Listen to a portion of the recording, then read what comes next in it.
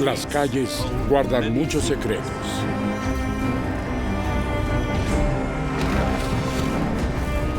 Desde callejones en el corazón de Londres hasta el camino rural más tranquilo, todos han sido testigos de crueldad, violencia, celos y desesperación. Han visto crímenes pasionales y asesinatos a sangre fría.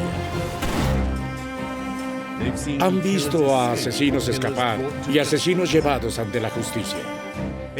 En esta serie investigaremos los crímenes más notorios y los misterios intrigantes.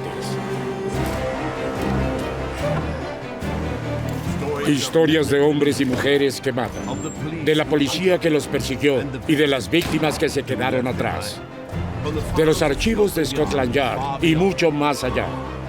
Esta es la oscura historia de nuestras calles. Mapas de asesinatos, presentado por Nicholas Day.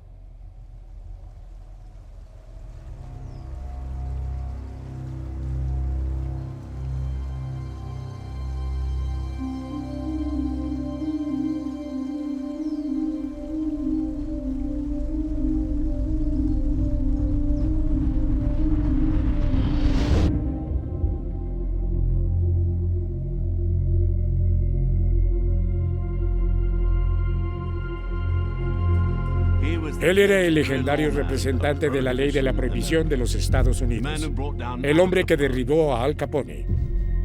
Pero en 1938, Eliot Ness tuvo un problema.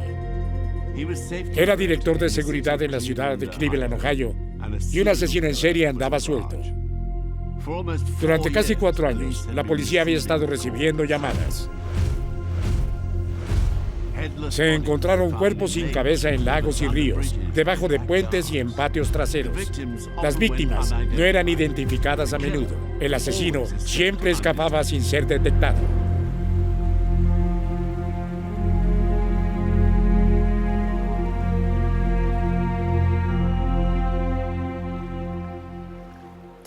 El patrón es tan incoherente.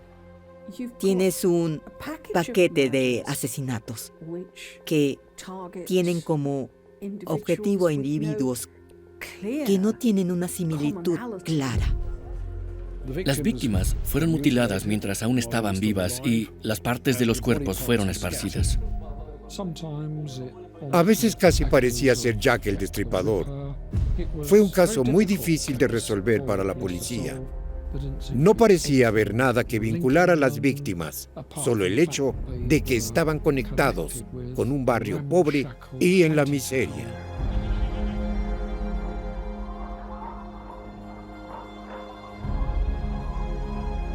Pero Ness tenía un sospechoso, y a fines de mayo de 1938 lo capturó en las calles para interrogarlo. Durante una semana, retuvo al hombre en un hotel del centro de Cleveland. La entrevista nunca fue reconocida oficialmente como realizada. Sus resultados nunca fueron publicados. Pero ese interrogatorio secreto generó una leyenda de que Eliot Ness había identificado al hombre detrás de algunos de los crímenes más inquietantes de la historia estadounidense. El hombre que los periódicos llamaban carnicero loco de Kingsbury Run.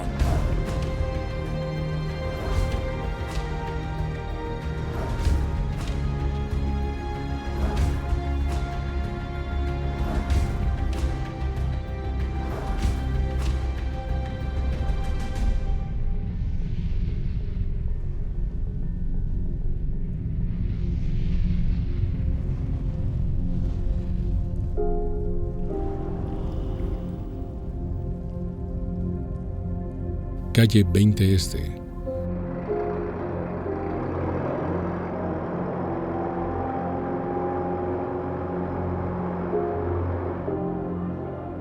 La década de 1930 fue una época difícil para Cleveland. Fue la Gran Depresión. El desempleo entre los trabajadores industriales alcanzó el 50%. Las filas de los pobres y los sin techo se multiplicaron.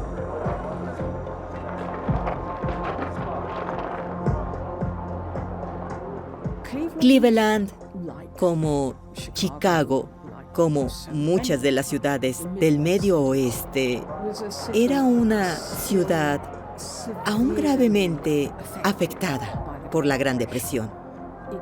Le faltaba el corazón industrial, las grandes industrias siderúrgicas que la habían visto florecer, que la habían visto como una ciudad de riqueza y prosperidad. Las organizaciones benéficas que normalmente se ocupaban de personas sin hogar y pobreza no pudieron hacerle frente. Había demasiada angustia.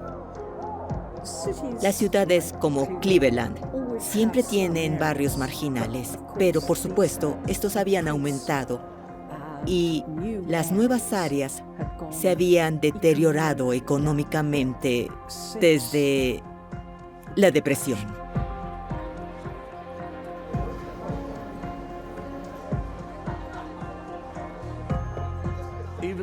Incluso aquellos que mantuvieron sus trabajos ahorraron dinero donde pudieron.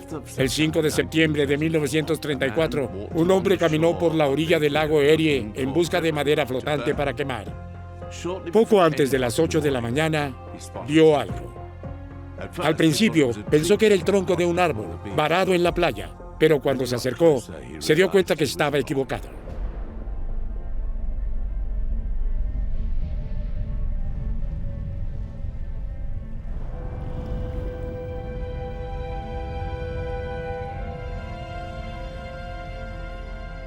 Calle 20 Este.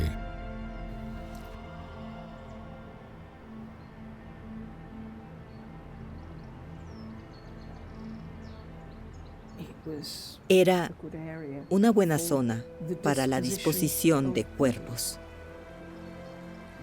Podrías llevarlos al lago y esperar deshacerte del cuerpo con éxito. En este caso, no funcionó. El cuerpo no estaba intacto, solo se encontró la mitad inferior. Obviamente había sido desmembrado y había evidencia de cortes con cuchillo. Lo que había sido particularmente espantoso, que había hecho que el cuerpo tomara cierta atención en la prensa local, fue el hecho de que se había usado un químico que convirtió la piel en una especie de color rojizo, casi tipo bronceado.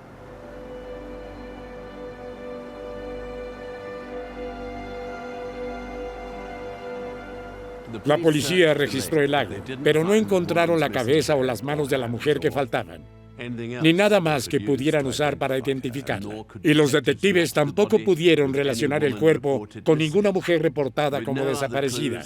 Sin otras pistas, la investigación terminó pronto y el caso no se resolvió. Lo que la policía no sabía era que esto era solo el comienzo. A fines de septiembre de 1935, poco más de un año después del descubrimiento de la dama en el lago, dos adolescentes jugaban a atrapar pelotas cerca de un páramo industrial conocido como Kingsbury Run. Lago Erie.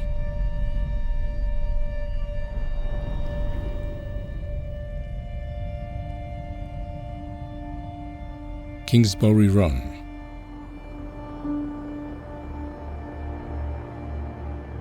Kingsbury Run había sido una vez una de las áreas encantadoras y deseables en las afueras de Cleveland.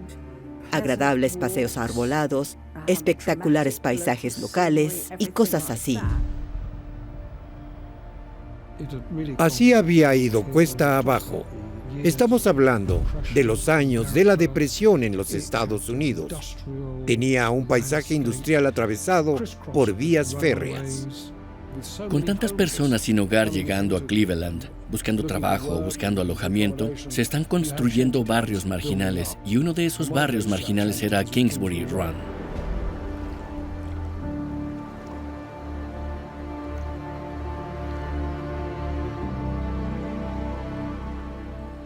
Los dos adolescentes lanzaron la pelota de un lado a otro, hasta que un lanzamiento descarriado envió a uno de ellos corriendo al pie de una colina.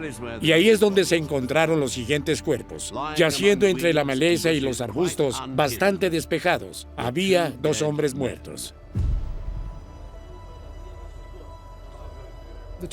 Los dos cuerpos fueron encontrados juntos.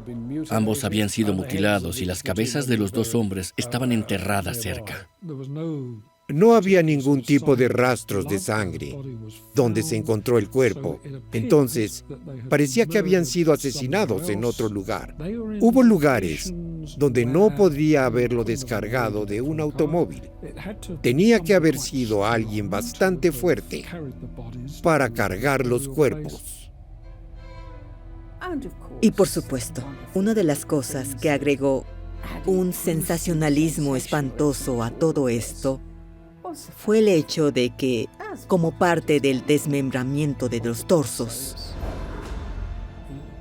los hombres habían sido castrados. 2 cuerpos sin cabeza fueron encontrados.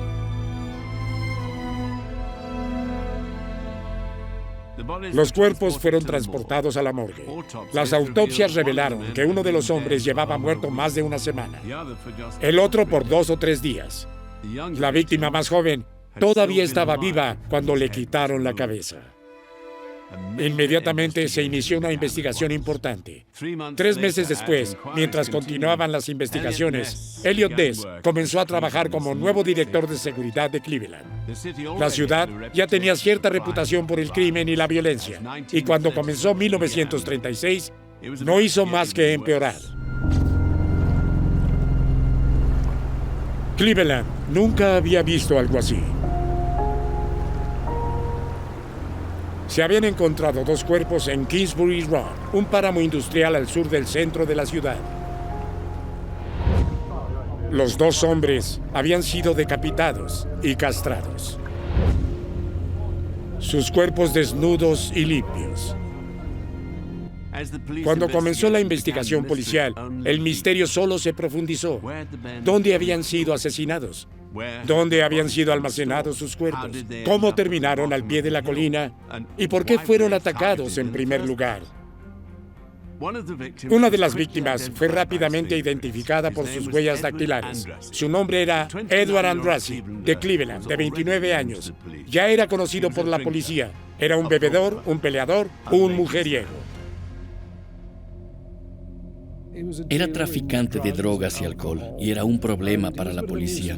A menudo tenía roces con la ley, por ello era bien conocido por la policía. Era algo así como un gigoló. Y justo eso lo convertía en un objetivo creíble. Un motivo sexual estaba muy claro ahí. Así que eso podría ayudar a explicar una castración.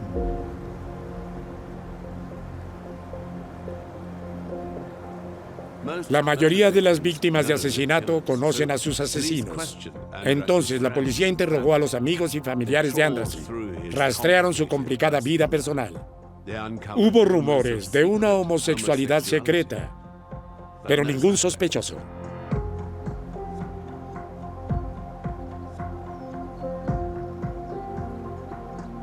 La policía no parecía llegar a ninguna parte con sus investigaciones. De hecho, durante un tiempo se pensó que posiblemente lo habían matado como resultado de uno de sus encuentros. Lo que es interesante y revelador, creo, es que no hubo ningún intento de vincular esos 2 asesinatos con el asesinato del torso desmembrado del año anterior. Solo en retrospectiva se ha especulado que la misma persona estuvo involucrada.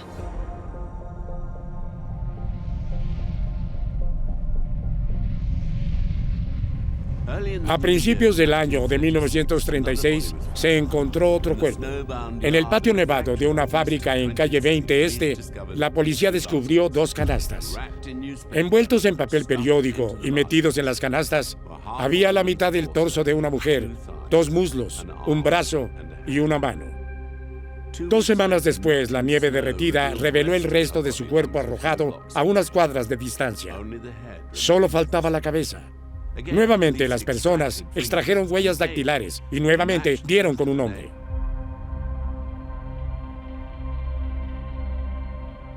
Su nombre era Florence Polillo. Había vivido en varios lugares en Buffalo, en Erie, que está más a lo largo de la costa del lago, pero nuevamente había atravesado tiempos difíciles. Se había casado 2 veces. Ella era alcohólica, tenía condenas por consumo y tráfico de licor. La policía examinó a los amigos y conocidos de Polillo.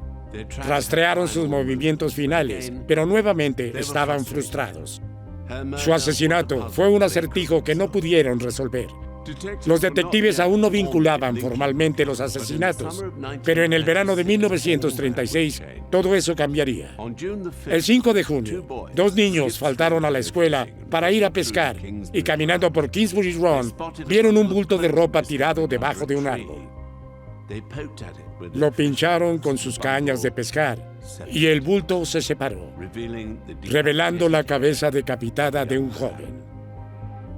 Al día siguiente, su cuerpo fue encontrado a unos cientos de metros de distancia, cerca, de hecho, de donde Edward Andrassy y el anciano, todavía no identificado, habían sido arrojados. Hizo una fotografía de su cabeza. Esto fue puesto en los periódicos con la esperanza de que alguien pudiera identificarlo. No solo se publicó la fotografía, sino que la cabeza se exhibió en la morgue para que la gente pudiera ir a mirar la cabeza para ver si podían identificar al hombre. Ciertamente se supuso que el hombre tatuado sería fácil de identificar. Tenía varios tatuajes en el cuerpo. Tenía un tatuaje de mariposa. Tenía los nombres de Paul y Helen tatuados en su cuerpo. Y tenía otros tatuajes en la pierna y los tobillos.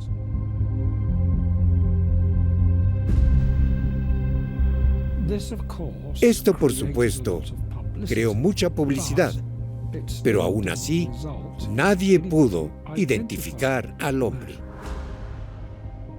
Creo que es explicable porque los tatuajes extensos se asociaron con ser un marinero, es decir, alguien que puede o no haber sido estadounidense, o con la delincuencia. Y eso significaría que las personas que en realidad podrían haber sabido quién era el hombre tatuado no iban a presentarse para identificarlo.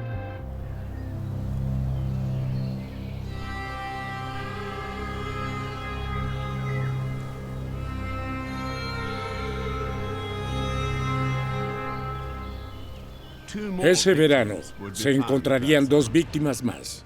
En julio, el cuerpo sin cabeza de un hombre fue descubierto en un bosque en el lado oeste de Cleveland. Llevaba 2 meses muerto. Luego, en septiembre, el torso cortado de un hombre fue sacado de un canal estancado en Kingsbury Run. Ninguna de las víctimas fue identificada. Ahora no cabía duda de que los asesinatos estaban relacionados. Un asesino fue el responsable, pero la policía no estuvo más cerca de un arresto. La prensa y el público se impacientaban.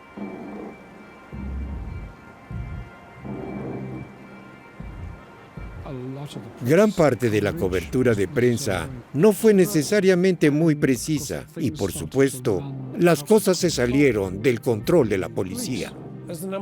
A medida de que aumentaba el número de víctimas, la prensa se volvió cada vez más crítica con la policía y con su incapacidad para identificar a este hombre. Habían llamado un demonio al asesino, el carnicero loco de Kingsbury Run. La presunción que promovían los periódicos es que era la misma mano. Hay suficiente evidencia para que capitalicen la idea de que era el mismo asesino. Y así mantienen a Cleveland en estado de alarma.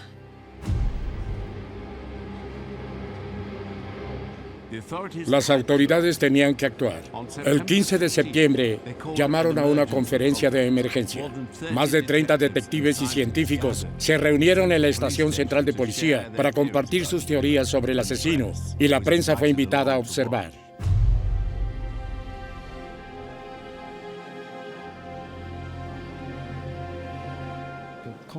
La conferencia que llevó a cabo el forense para aclarar exactamente lo que se sabía y cómo se podían vincular los delitos y decidir si eran propiamente un asesinato en serie, no fue un simple resumen relacionado con los casos recientes.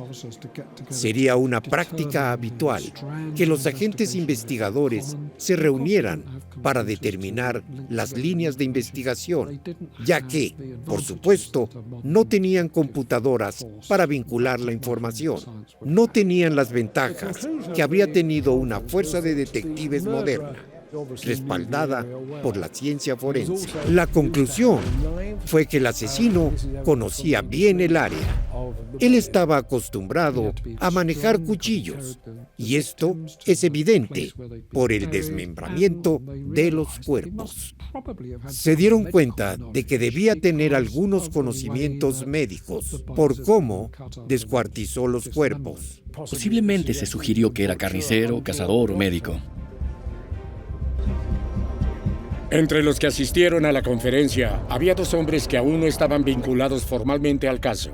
Sin embargo, pronto el director de seguridad, Elliot Ness, y el detective Peter Merylo dirigirían la investigación del carnicero de Kingsbury Run. Para uno de ellos, el caso se convertiría en una obsesión que jamás lo abandonaría. Para el otro, sería una mancha en su reputación que nunca podría borrar.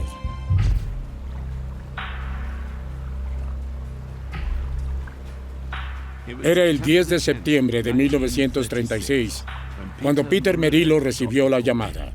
Había sido seleccionado por el jefe de policía para hacerse cargo de la investigación de los asesinatos del Torso. Merylo había estado en el departamento durante 17 años, pero nunca se había enfrentado a algo así.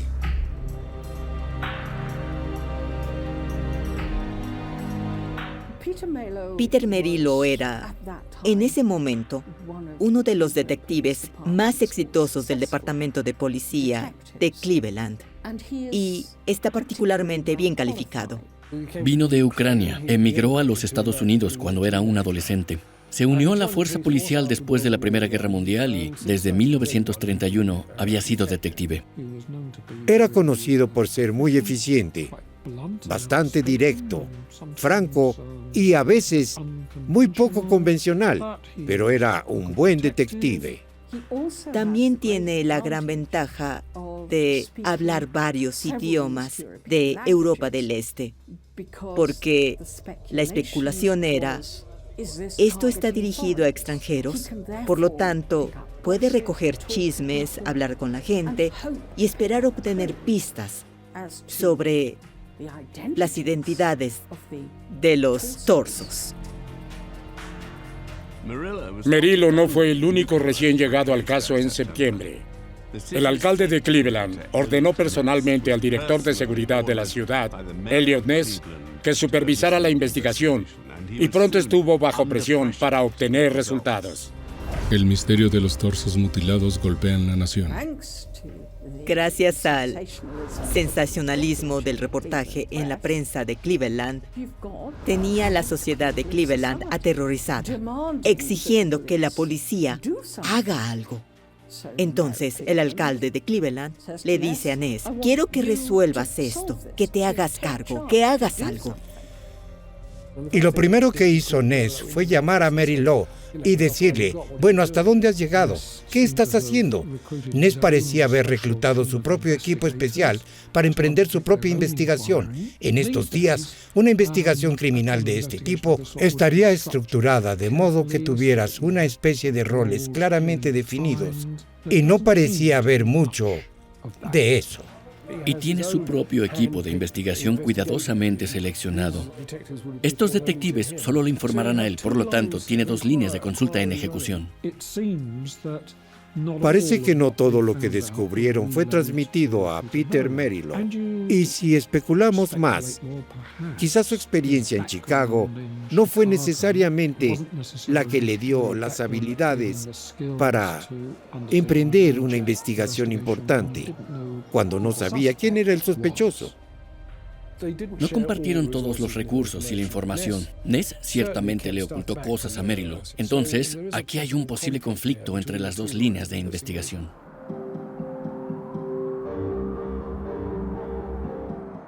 Era un enfoque que le había servido bien a Ness en el pasado. Durante sus años como agente de la prohibición, Ness había manejado un pequeño equipo de hombres en los que podía confiar. La prensa los llamaría los intocables.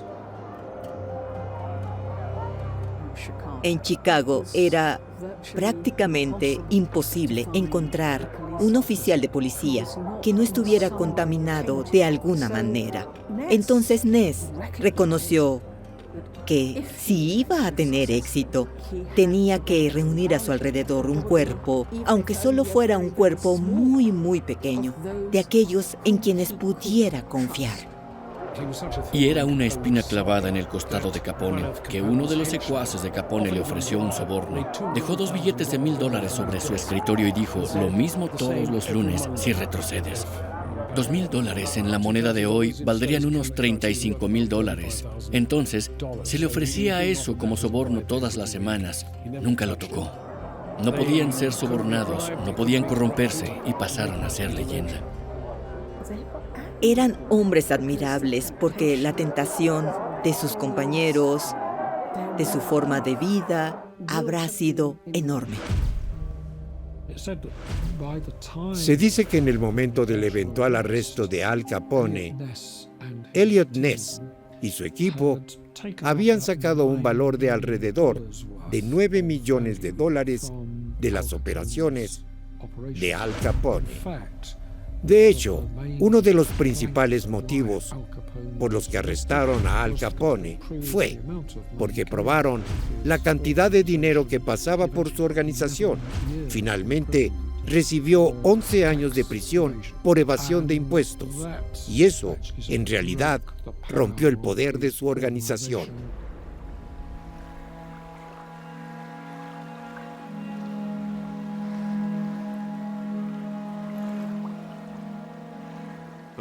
Pero acabar con los contrabandistas y mafiosos de Chicago era una cosa. El carnicero de Kingsbury Run era otra. Ni la investigación de Merylo, ni la operación secreta de Eliot Ness habían disuadido al asesino. Él había estado ocupado. En febrero de 1937, el torso de otra mujer no identificada apareció en las orillas del lago Erie. En junio, se descubrió un saco de huesos debajo de un puente. La víctima era una mujer afroamericana que había sido asesinada casi un año antes. Luego, exactamente un mes después de que se encontraran sus restos, el cuerpo decapitado de un hombre fue sacado del río Cuyahoga.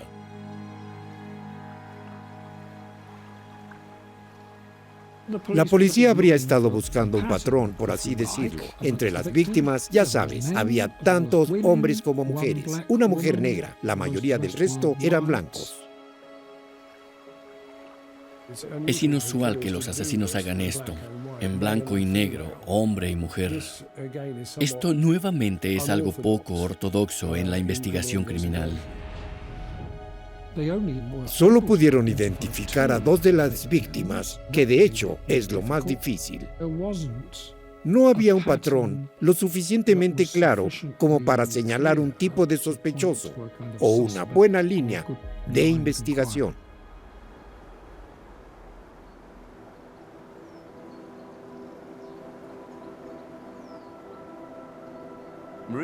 La investigación de Merylo fue incansable. Siguió todas las pistas posibles, cada informe de persona desaparecida, cualquier informe de comportamiento sospechoso. Pero con cada nuevo asesinato, se encontraba haciendo las mismas preguntas y obteniendo las mismas respuestas insatisfactorias. Solo 2 de las víctimas habían sido identificadas. La policía volvió a las historias de Edward Andrassy y Florence Polillo una y otra vez, con la esperanza de encontrar alguna pista pasada por alto, alguna conexión inesperada, pero no encontraron nada. A pesar de todo el trabajo de Merylo, no estuvo más cerca de resolver el caso. El detective estaba convencido de que el asesino viajaba en tren, se mezclaba con la población de vagabundos y elegía a sus víctimas entre ellos. Durante años, Merylo insistió a sus superiores para que aprobaran un enfoque menos ortodoxo. Y en junio de 1940, la cuenta de asesinatos había llegado a 12. Finalmente, la solicitud del detective fue concedida. 2 torsos incrementan la búsqueda del asesino. Con la excepción de estos 2 individuos, Andrassy y Flo Polillo, el anonimato de los 10 restantes convence a Merylo de que no son de Cleveland, que son vagabundos, haciendo parada en los trenes, legal o ilegalmente. La gente viviría en vagones de tren, vagones de caja como ellos los llamaban. Hubo un asesinato muy similar que había ocurrido en Newcastle, que estaba más arriba de la vía férrea. La tarea de Merylo es ir a los niveles de la sociedad de donde se presume que provienen estos torsos, viajando en los trenes, viendo si puede detectar a un posible sospechoso o, de hecho, a una posible víctima.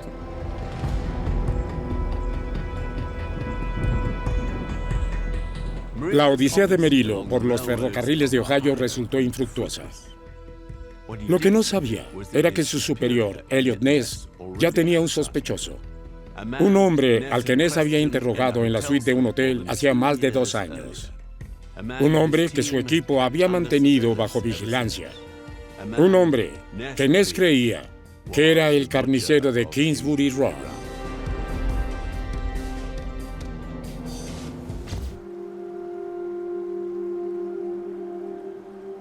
El hombre estaba ebrio cuando Ness y sus hombres lo metieron en la suite del Hotel Cleveland. Apenas podía mantenerse en pie. Durante días, estuvo acostado en la cama, recuperándose. La puerta estaba vigilada. Se vigilaba la habitación, porque Eliot Ness estaba convencido de que el hombre de la cama era el asesino que buscaba. El hombre cuyo espantoso trabajo se había esparcido por toda la ciudad. Finalmente, después de 3 días, el hombre se puso sobrio. La entrevista más extraordinaria de la carrera de Eliot Ness podía empezar.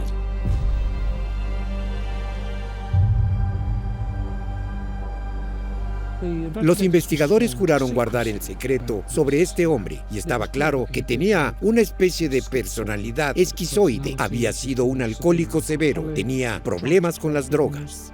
El interrogatorio duró unos 7 días y durante este tiempo el hombre fue sometido a una prueba de polígrafo, prueba del detector de mentiras, y según Ness había encontrado a su hombre y era poco ortodoxo y completamente extraoficial.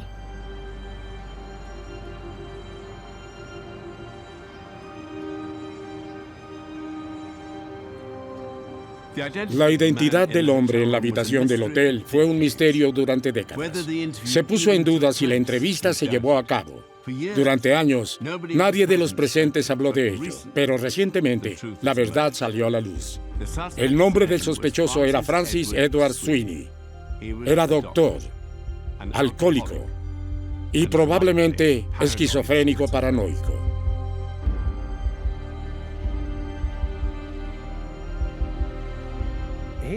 Nació en 1894. Fue a la escuela de medicina y se graduó. Y cuando tenía unos 26 o 27 años entró en prácticas. Pero era una especie de caso psiquiátrico, casi desde el principio. Se casó y por su comportamiento amenazó con violencia a su esposa y ella se divorció de él en 1934. Durante todos estos años de investigaciones policiales, obviamente hubo sospechosos.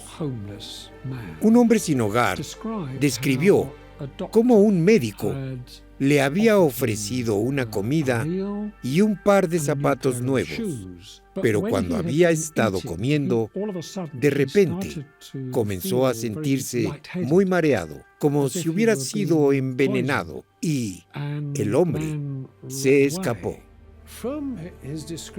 Su descripción del quirófano al que lo habían llevado encajaba con el quirófano del doctor Sweeney. El quirófano también estaba junto a una morgue. Entonces, si el cuerpo necesitaba ser cortado, obviamente había uno a la mano.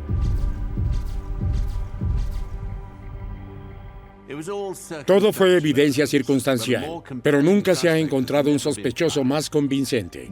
Ness estaba seguro de la culpabilidad del hombre, pero no tenía pruebas.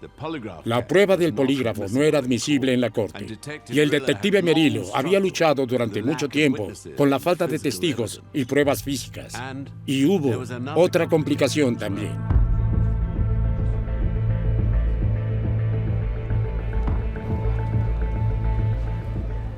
Sin duda, lo que Ness esperaba hacer era anunciar que tenía un sospechoso.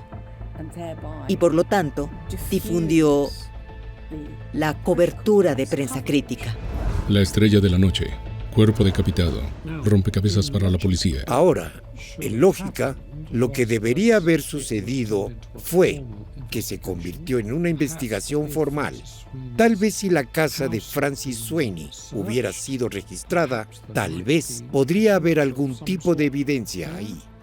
Hasta que descubrió que, desafortunadamente, Sweeney tenía un primo que era congresista y que ciertamente no estaría feliz de ver manchado su apellido, y así tenía que retroceder. Hubo algo de política involucrada. Elliot Ness, a pesar de este hecho de sospechar fuertemente de él, no hizo nada. Sí, de hecho, la política jugó un papel en la forma en que manejó esta investigación. No estamos muy seguros, pero parece un método de investigación muy extraño, al menos para esa época. Si no podía derrotar al asesino, pensó Ness, al menos podría hacerle la vida más difícil. Durante mucho tiempo se pensó que el carnicero estaba apuntando a las personas sin hogar e indigentes de Kingsbury Run. El oscuro anonimato del barrio de Cabañas era el lugar perfecto para encontrar víctimas y luego arrojar sus cuerpos. Ness quería cerrar ese terreno de caza. En la madrugada del 18 de agosto de 1938 hizo su movida.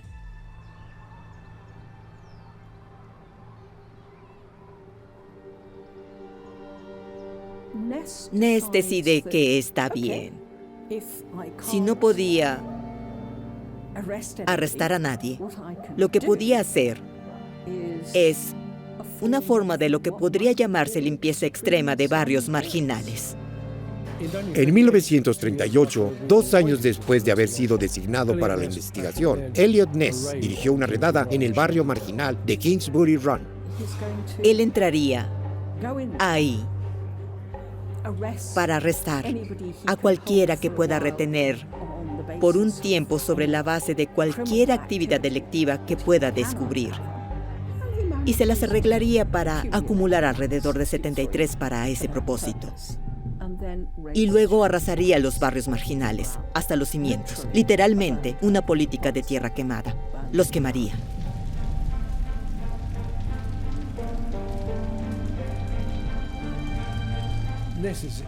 La idea de Ness detrás de esta solución un tanto brutal era que esto privaría al asesino de una fuente para sus víctimas.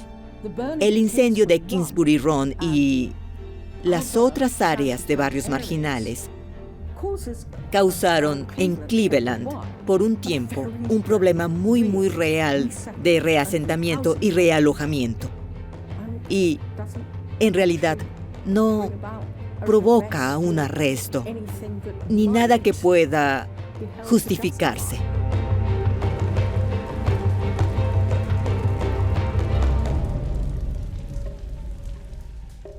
Los periódicos y el público no quedaron impresionados, pero el director de seguridad aún no había terminado. Unos días después, envió detectives como Peter Merillo a las casas y viviendas que rodeaban el Run. Un vacío legal permitía a los guardias de incendios inspeccionar propiedades sin órdenes de registro. Y Ness aprovechó eso. Emparejando a sus hombres con los guardias y su equipo, recorrió el vecindario en busca de cualquier señal del carnicero. Pero antes de que Ness pudiera completar la operación, la prensa se enteró de su artimaña y se cancelaron las búsquedas. El director de seguridad esperaba descubrir la prueba física que les faltaba. Pero una vez más, fracasó.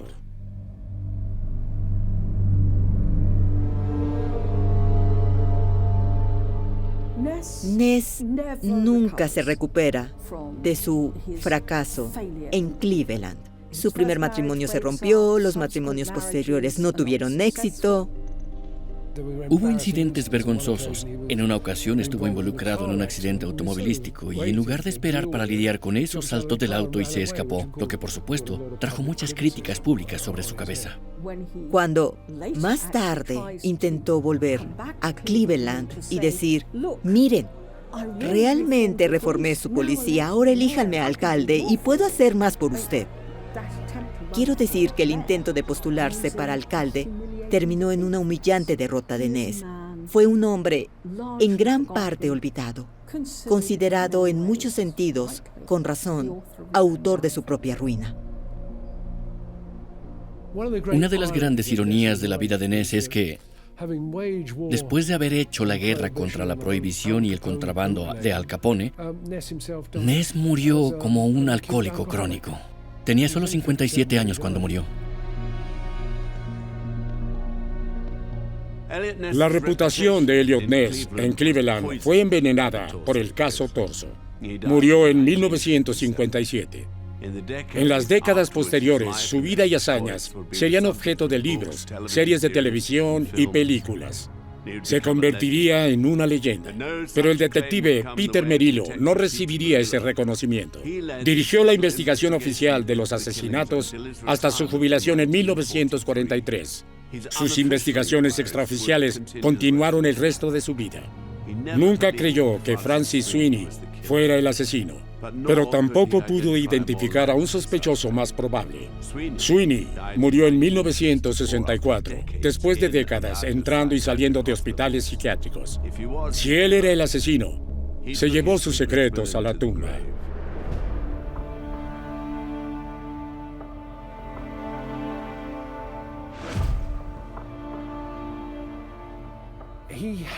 Persiguió a Ness por el resto de su vida, enviándole cartas, postales, mensajes extraños y demás cosas. Nunca perdía de vista a Ness.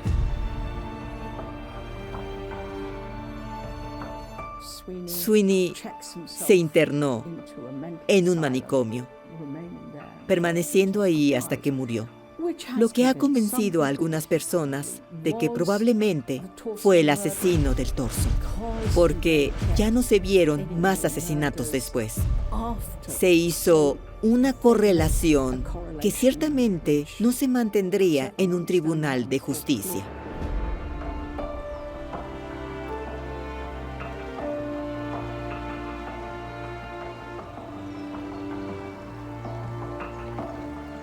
Tal vez Francis Edward Sweeney era el carnicero de Kingsbury Run.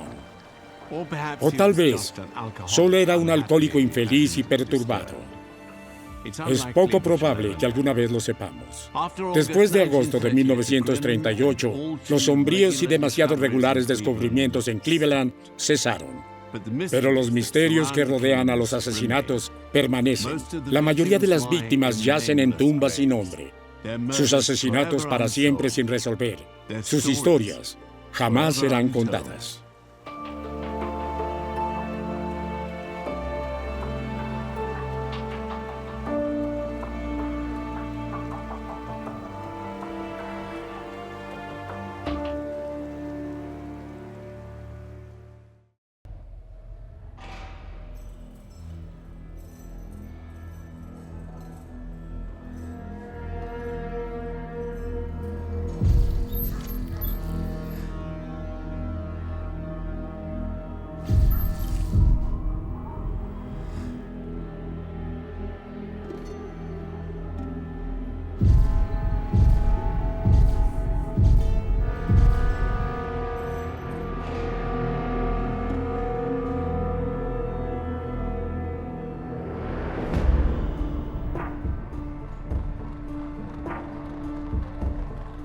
En 1802, un nuevo espectáculo llegó a Gran Bretaña.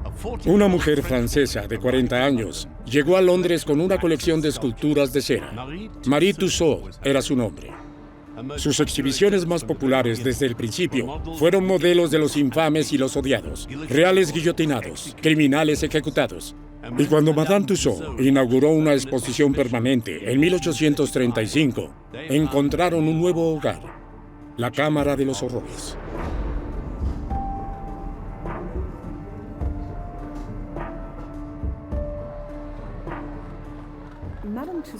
Madame Tussaud llegó a Inglaterra como algún producto de la Revolución Francesa. Comenzó el trabajo a los 7 años y, cuando cumplió los 17, ya estaba modelando rostros de la aristocracia francesa. Y en la década de 1830, originalmente era solo una pequeña habitación separada, donde exhibía material ligeramente más oscuro, pero luego comenzó a presentar recuerdos y figuras de cera de asesinos británicos. Entonces exhibía a los ladrones de cuerpos de Burke Hare, exhibía a Mary Manning, que mató a su amante en 1849. Desde el principio, lo que convirtió a Madame Tussauds en una atracción popular para los visitantes en este país fue la capacidad de usar cera para crear exhibiciones realistas de lo sensacional, lo horrible, lo gris, lo espantoso. Durante más de 150 años, la cámara fue una de las atracciones más populares del museo. El Dr. Crippen estuvo allí, al igual que John Christie y John George Haig. Junto a ellos, durante muchas décadas, estuvo un notorio doble asesino.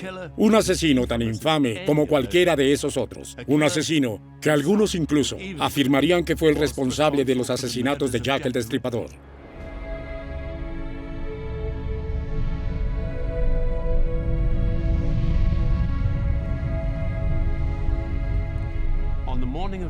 En la mañana del sábado 25 de octubre de 1890, Frank Hogg era un hombre muy preocupado.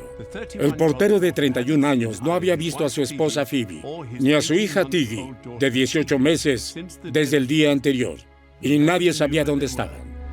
El papel ilustrado, Penny. Frank Samuel Hogg, esposo de la mujer asesinada. Frank había estado en el trabajo durante el día y a las 10 en punto se fue a casa y Phoebe no estaba allí. Entonces se quedó despierto hasta las 2 de la mañana del día siguiente esperándola para ver si regresaba a casa. Cuando ella no estaba ahí el sábado por la mañana, él simplemente asumió que había tomado el tren hasta Chorleywood para ver cómo estaba su padre, que era bastante anciano y estaba muy enfermo. Me parece perfectamente creíble que Frank suponga que ella ha ido ahí. Señora Phoebe Hogg. A medida que pasaban las horas, sus temores comenzaron a crecer. Reunió a su hermana Clara y a su anciana madre. Preguntarían a los vecinos, mientras él se apresuraba a ir a Rickmansworth a visitar al padre de su esposa.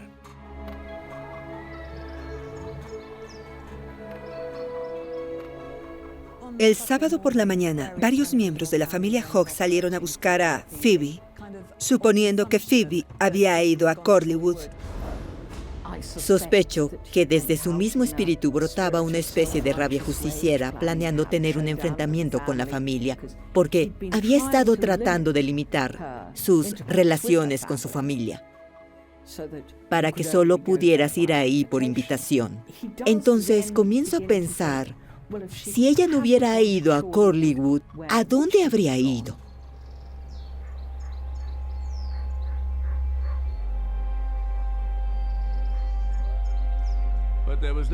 Pero no había señales de Phoebe o Tiggy en casa del suegro de Frank. Corrió de regreso a casa. Pero para entonces, la noticia estaba en todos los periódicos. Una mujer había sido encontrada muerta en Crossfield Road, a solo 1 milla de su casa. La hermana de Frank, Clara, y una vecina solidaria ya se dirigían a la morgue de Hampstead. Y eran poco después de las 11 de la mañana cuando llegaron ahí.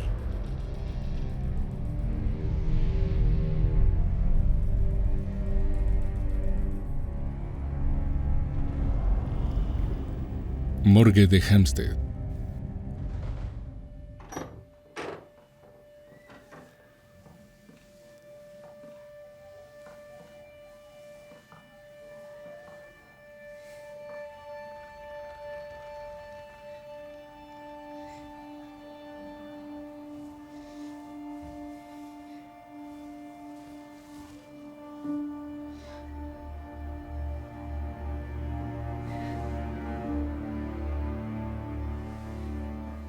Al principio, Clara y la vecina no reconocieron a la mujer en la mesa. Pero el inspector Bannister, el detective principal, sabía lo diferentes que se veían las personas al morir, especialmente aquellos que habían sufrido. Instó a las mujeres a echar un segundo vistazo. Hasta ese momento, el inspector Bannister había prestado poca atención a la joven que había acompañado a Clara. Una amiga de la familia, había pensado. Alguien que estaba ahí para apoyarla. Ahora, esta vecina perdió todo el control. Arañó el brazo de Clara, rogándole que cambiara de opinión, que dijera que estaba equivocada, que no era Phoebe, que se había equivocado. Y esta vez Clara lo supo. La mujer que yacía delante de ella era su cuñada, era Phoebe Hogg.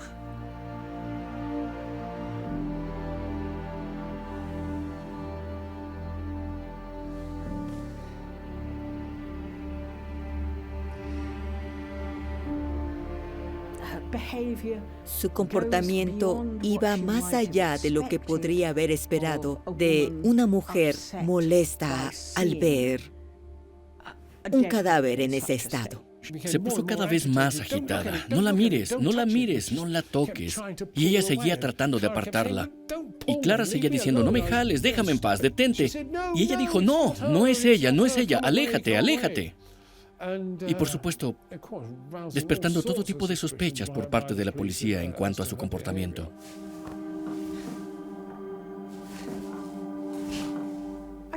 Creo que hubiera sido creíble si ella hubiera dicho, no puedo quedarme aquí más tiempo, no puedo mirar.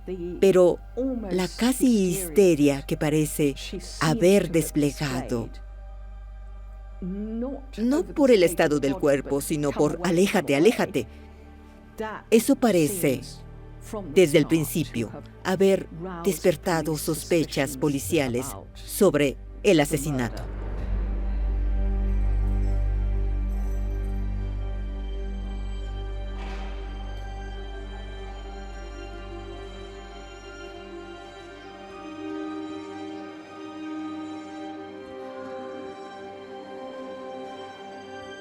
La joven vecina era la señora Mary Percy. En solo unas pocas semanas, su nombre sería conocido en todo el país y su imagen de cera estaría en la Cámara de los Horrores de Madame Tussauds.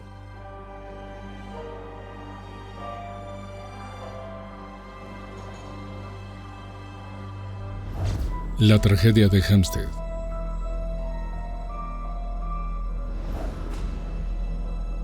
Antes de ser una asesina convicta, la señora Percy fue Mary Eleanor Wheeler. Nació en 1866. El hogar de su infancia fue feliz. Mary era una niña amable, aunque sensible.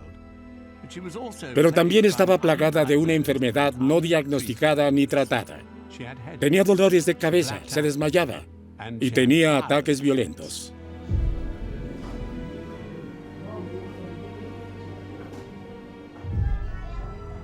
Bueno, hay una historia de cuando tenía 2 años. Se tiró de cabeza y sufrió bastante. Como resultado de esta caída, ella se quejaba regularmente de dolores de cabeza y algunos de los síntomas que presentaba son los de la epilepsia.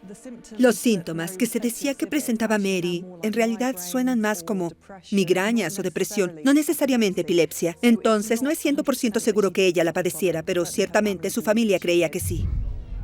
La epilepsia se consideraba una forma de estigma social. Si estuvieras en las clases de dinero, entonces la epilepsia se podría describir y tratarse como una desgracia. Si pertenecías a las clases trabajadoras, la epilepsia era estigmatizada como una forma de criminalidad. El trato implicó castigos crueles, camisas de fuerza, palizas, posiblemente terapia electroconvulsiva. Tener un miembro de la familia que fue etiquetado insano o loco era algo que afectaba la reputación, la respetabilidad de toda la familia, y era muy estigmatizado. Mary Eleanor Percy. Cuando Mary tenía 16 años, su padre murió en un accidente de trabajo. Su muerte destrozó a la familia. Al cabo de un año, Mary había intentado suicidarse. Luego se mudó de la casa familiar en el este de Londres y durante 5 años no se supo nada de ella. Su familia creía que estaba muerta. De hecho, todavía estaba en Londres. Vivía con un apuesto carpintero llamado John Percy y se hacía pasar por su esposa. Estuvieran casados o no, La relación era inestable. John Percy. Mary Eleanor Percy. Tenía 18 años, creemos. Eso parece haber sido cuando comenzó la relación. Vivían juntos y ella tomó su nombre y se presentó como la señora Percy, pero en realidad solo vivían en pecado, lo cual no era lo más inusual en la sociedad victoriana, pero no era algo que la sociedad educada hiciera. John Percy.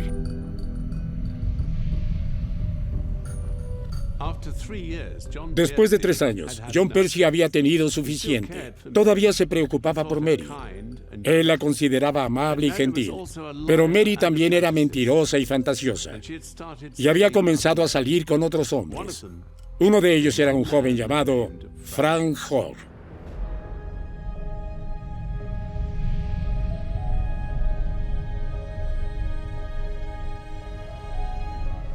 Dos calle Priory.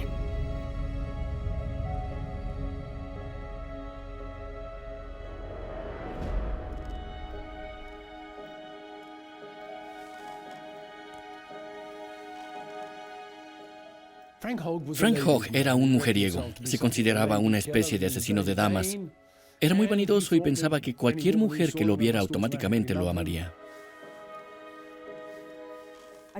Creo que tenemos que aceptar que debe haber tenido cierto grado de encanto. Debe haber tenido una manera agradable. Es muy mundano. El comienzo de su aventura con Frank Hogg. El padre de Frank tenía una tienda de comestibles y cuando murió su madre, María, se hizo cargo. Frank trabajaba para ella como asistente y Mary era una de sus clientes. Entonces habría ido a la tienda de comestibles, charlado con Frank y una amistad y luego una relación comenzó de esa manera. Sospecho que lo más probable es que ella, por supuesto, tuviera la ventaja de poder invitar a los caballeros a regresar a su alojamiento en la calle Priory, porque vivía ahí sola. Frank tenía una llave de las habitaciones de Mary Percy. Él puede entrar cuando quiera. Y los vecinos de las habitaciones de arriba siempre lo conocieron como el señor Percy. Entonces hubo una aventura. El problema con el desarrollo de una aventura era su futura esposa, Phoebe.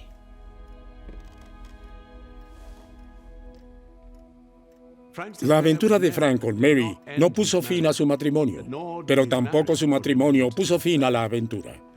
Y Mary estaba decidida a formar parte de la familia. Invitó a Frank, Phoebe y el recién nacido Tiggy a unirse a ella en la Navidad de 1889. Y cuando Phoebe enfermó repentinamente, unas semanas más tarde, Mary vio su oportunidad.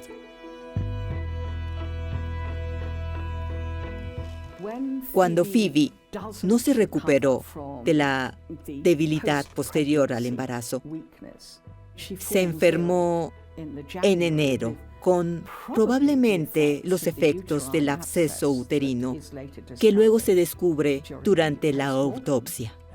Los relatos varían sobre lo enferma que estuvo, cuánto tiempo estuvo enferma, pero ciertamente llamaron a Mary para que fuera a cuidarla. Es probable que haya ido a ayudar como amiga de la familia. En ese momento, la madre de Frank no gozaba de buena salud. Entonces, tenían a Phoebe enferma en un dormitorio y a Mary que prácticamente se ha mudado. Frank estaba en casa, así que de nuevo es una especie de enfermería bastante egocéntrica. Mary estaba ahí, principalmente porque Frank estaba ahí y era una oportunidad de verlo. La recuperación de Phoebe fue lenta. Demasiado lenta, pensaron algunos de su familia, que temían que los Hoggs la estuvieran maltratando. Fue solo cuando Phoebe fue a quedarse con ellos que tuvo progresos. Pero ella era una mujer casada, no podía alejarse de su marido para siempre. Regresó a su difícil vida en la calle Príncipe de Gales. Phoebe no era una mujer feliz. Todavía débil por su enfermedad, encontró agotador cuidar a su bebé, especialmente con un grupo de suegros observándola todo el tiempo. Le rogó a Frank que los dejara mudarse a un lugar nuevo, un lugar donde pudieran comenzar de nuevo, solo ellos tres. Él se negó. Cuando se casaron, se mudaron con la madre de Frank y su hermana Clara. Todo es un ambiente muy concurrido y con el bebé también. Los roces entre las familias eran inevitables. Su hermana parece haber sabido todo el tiempo lo que estaba pasando. Supervisó la vida de Frank muy de cerca y también parece haber sido amiga de Mary. Así que eso habría causado una incomodidad. Sabemos que hubo peleas frecuentes. Y es muy probable que la familia Hogg se pusiera del lado de Frank en lugar de cualquier otra cosa. Como resultado, Frank les prohibió ver a Phoebe, los expulsó de su casa. Entonces, había una especie de cisma ahí que él no le permite ver a su familia. Y eso debe haber sido una fuente de estrés para ella y una fuente de tensión entre los dos.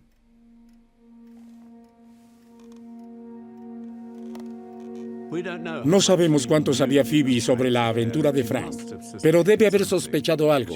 Dejó de responder a las invitaciones de Mary, y cuando se cruzó con Mary en la calle, la ignoró.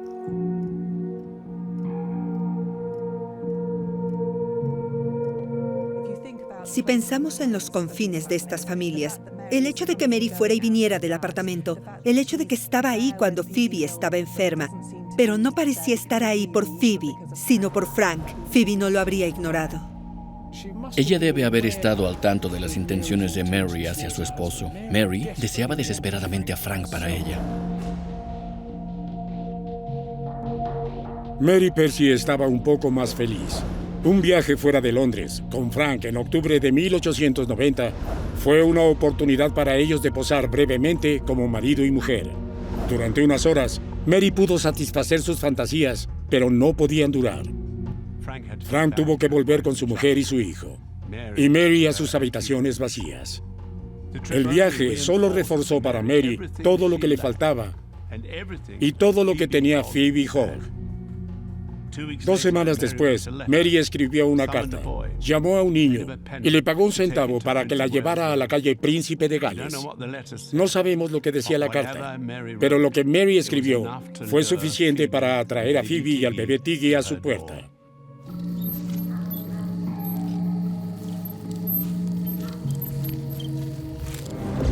Impactante asesinato de una mujer en Hampstead. El asesinato de Hampstead, la identificación de la mujer fallecida. La investigación del asesinato avanzaba rápidamente. Habían pasado menos de 24 horas desde el descubrimiento del cuerpo de la mujer en Crossfield Road, pero el inspector Bannister de la Policía Metropolitana ya había identificado a la víctima y a un sospechoso.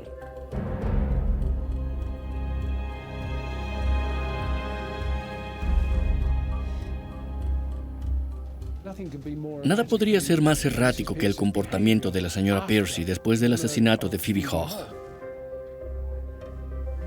En cierto modo, plantó las semillas de la duda de la policía sobre Mary, porque ella insistió mucho y trató de ser tan persuasiva con Clara sobre el cuerpo, sobre que no era el de Phoebe, intentando que se alejara del cuerpo, que Clara le preguntaba ¿por qué estás tan interesada en que se identifique como otra persona?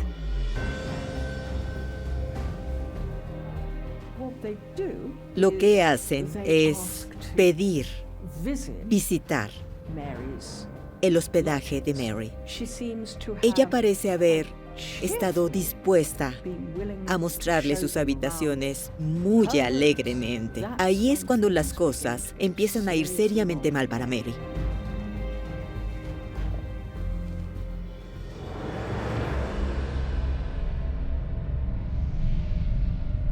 En la sala y alcoba, todo parecía en orden.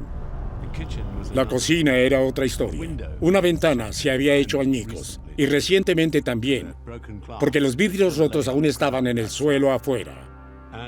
Y había sangre. Se salpicó en el techo, y en las paredes, en las ventanas y el suelo. Estaba en todas partes.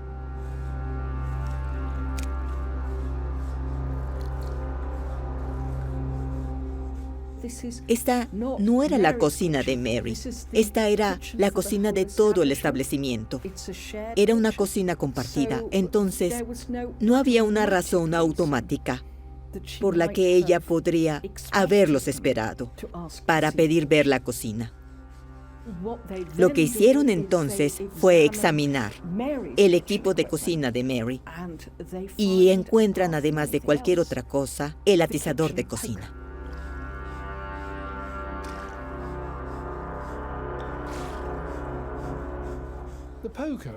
El atizador está cubierto de sangre y cabello enredado, y cuando se le pidió que lo explicara, dijo, maté ratones, y seguía repitiendo esto.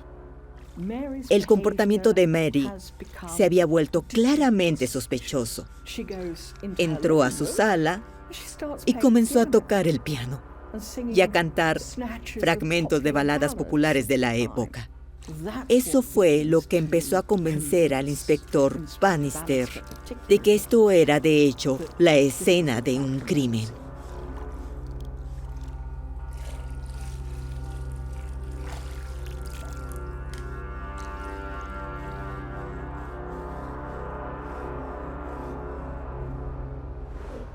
Fue más que suficiente para el inspector Bannister. Arrestó a Mary bajo sospecha de asesinato. Fue transportada a la estación de policía de Kentish Town para ser interrogada. Estaba seguro de que Phoebe había encontrado la muerte en esa cocina. Estaba seguro de que Mary estaba involucrada. Pero, ¿actuó sola? ¿Y qué le había pasado a la bebé Tiggy? La respuesta a una de esas preguntas vendría muy pronto.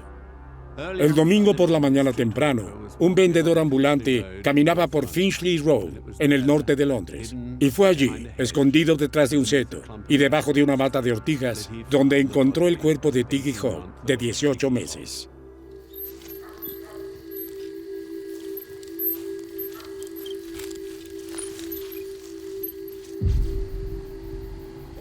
Aunque estaba muerta, no había estado sujeta al mismo nivel de violencia que su madre.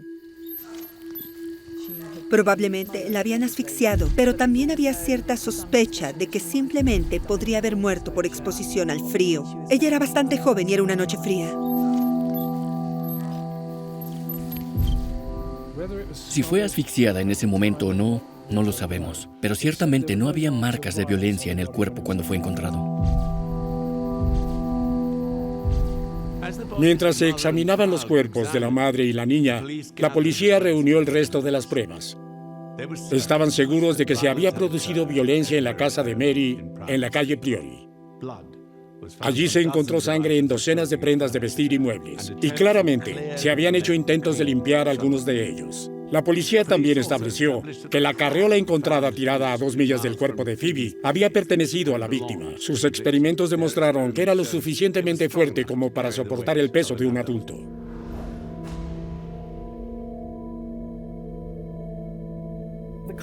El tipo de carreola que se usó, la carreola Moisés para bebé, es muy grande. Quiero decir que no eran las carreolas modernas relativamente pequeñas.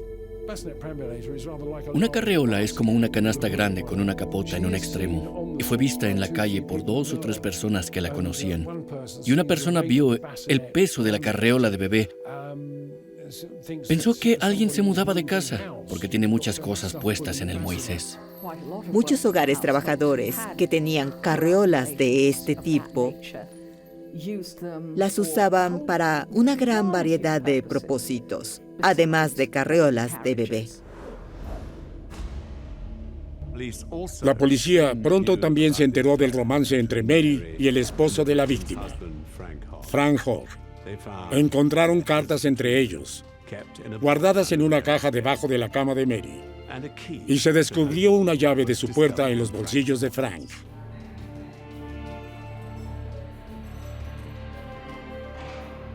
La evidencia contra Mary Percy fue totalmente abrumadora. El arma homicida, las habitaciones manchadas de sangre, todo esto apuntaba a su culpabilidad. No hay ninguna señal que sugiera que Phoebe Hogg podría haber sido asesinada en cualquier lugar que no sea la cocina de Mary Percy. Es por eso que la evidencia en realidad tiene tanto peso, porque nunca se ofrece una alternativa creíble. Hay todos estos fragmentos de evidencia que apuntan hacia Mary, pero lo más importante, a la sociedad victoriana, una vez que se descubrió que había tenido una aventura con un hombre casado, creo que la opinión pública estaba en contra de ella. Era culpable a los ojos de la gente.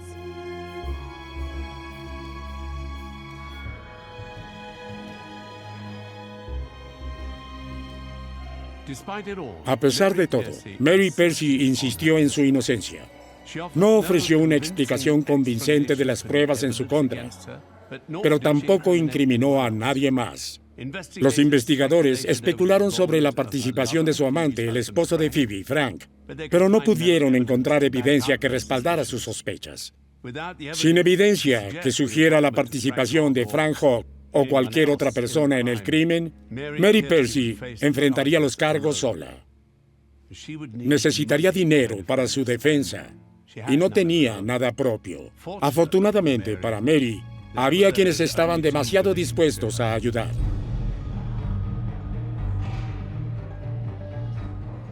Lo que su madre tuvo que hacer fue vender los objetos de las 2 habitaciones alquiladas de su hija en Priory Road para obtener dinero para pagar la defensa. Ahora bien, en sí mismos, esos objetos no habrían recaudado una gran cantidad de dinero. Y luego aparece Madame Tussauds y regatea para comprar. Y regatea para comprar a precios inflados. Era bastante normal que Tussauds comprara exhibiciones relacionadas con casos de asesinatos famosos. Cuando podían, compraban ellos mismos la ropa del asesino. Esto sucedió hasta tiempos bastante modernos. Madame Tussauds, ante la oportunidad de comprar cosas al mayoreo, que en realidad son propiedad de Percy, ahora puede crear, como lo hace, un escenario lleno de artículos que puede anunciar como pertenecientes genuinamente a Mary Percy.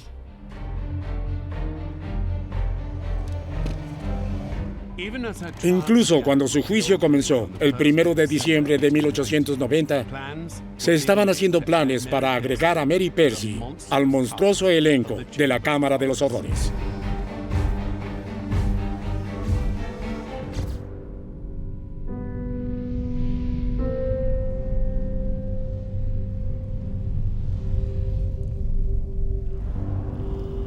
Old Bailey.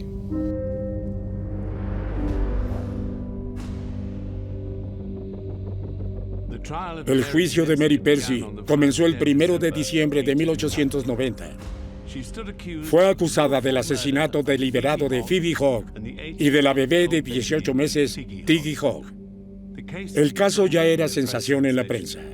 El lúgubre juzgado número 1 de Old Bailey estaba abarrotado cuando sacaron a la prisionera de las celdas. Últimos telegramas. Los asesinatos de Hampstead. Juicio de la señora Percy. La historia del crimen. El caso llamó la atención del público debido a los supuestos vínculos con los asesinatos de Jack el Destripador. La sugerencia fue en ese momento, y ha sido desde entonces, que el brutal asesinato de Phoebe Hogg mostró similitudes con el asesinato de las víctimas de Jack el Destripador. El degüello y el abandono del cuerpo. Todo esto es una tontería, pero no hay pruebas que vinculen los dos casos. En ese momento, se temía que el asesino Jack el Destripador se hubiera mudado del este de Londres a Hampstead, a Abbey Road.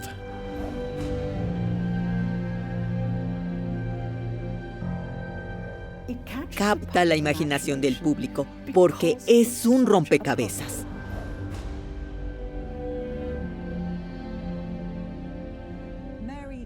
Mary no se ajustaba a la imagen que los victorianos pensaban que debía tener un asesino. Tienes esa contradicción entre los crímenes de los que ha sido acusada y el hecho de que es una gran lectora de novelas románticas. Ella tiene un verdadero sentido del romance. Ella escribió muchas cartas de amor a Frank que fueron leídas en la corte.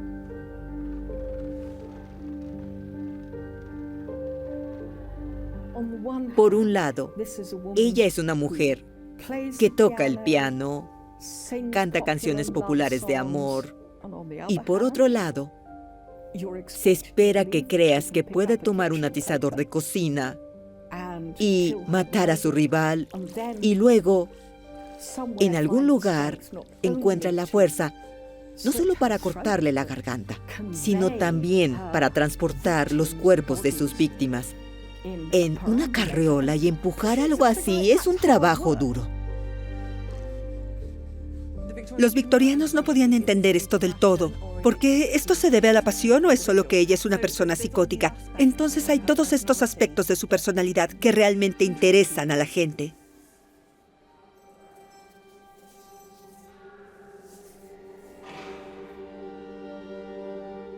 Mary se declaró inocente, pero había dejado poco para trabajar en su defensa. En todas las semanas, desde su arresto, a lo largo de la investigación y el proceso de internamiento, se había negado a explicar lo que realmente había sucedido y había rechazado el consejo de buscar el cargo menor de homicidio involuntario.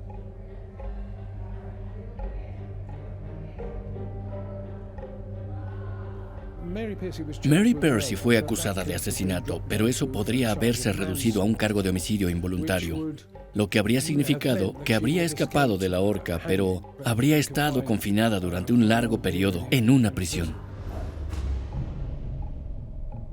Se creía en ese momento que los ataques de locura podrían haberla dotado por un tiempo con una fuerza antinatural, una fuerza que no tuviese en ningún otro momento.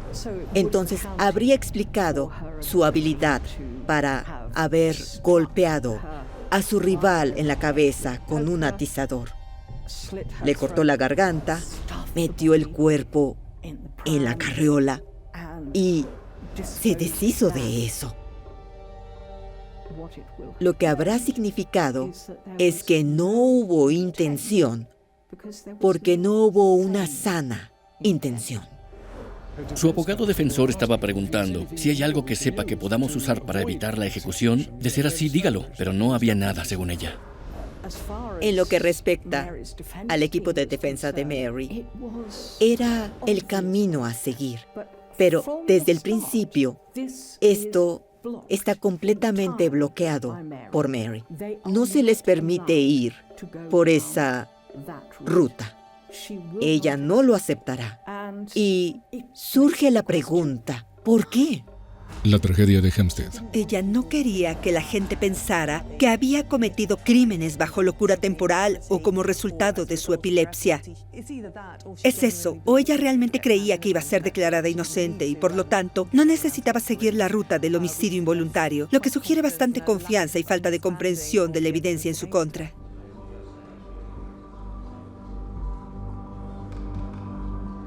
El joven abogado de Mary, Arthur Houghton, hizo todo lo posible, pero no llamó a ningún testigo y no pudo ofrecer una explicación alternativa de los crímenes.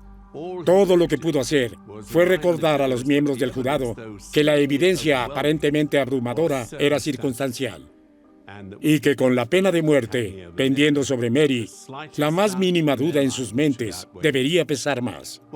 ¿Era esta joven tan amable y gentil, según todos los que la conocían, capaz de tal violencia? ¿Qué motivo tenía ella para los asesinatos y qué podía ganar? Fue una estrategia pobre y que fracasó.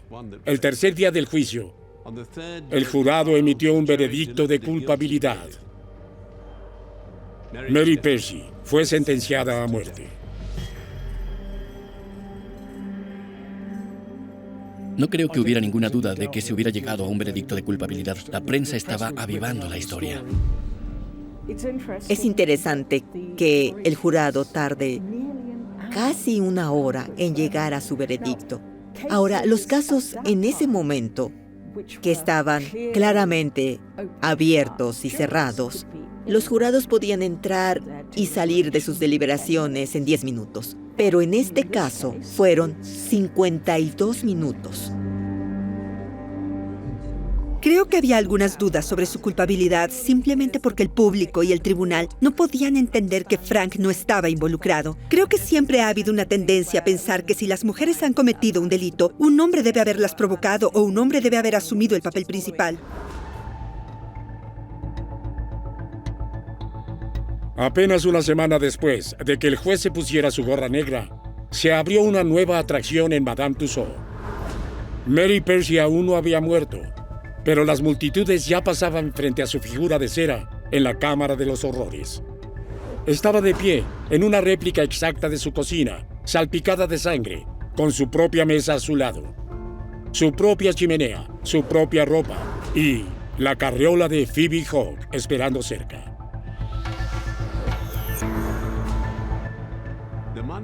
El dinero de Madame Tussaud había ayudado a pagar la defensa de Mary y todavía no habían perdido la esperanza. A medida que transcurrían los días hasta su ejecución, los abogados recopilaban nuevas pruebas sobre la salud mental de Mary, sobre su largo historial de ataques y comportamiento errático. Tenían la intención de solicitar al Ministerio del Interior un indulto. Los asesinatos, insistieron, se cometieron en un momento de locura temporal.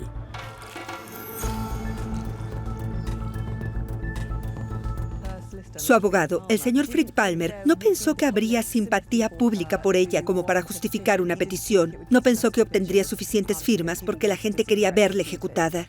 Sin embargo, hizo un par de esfuerzos para que se elevara una petición.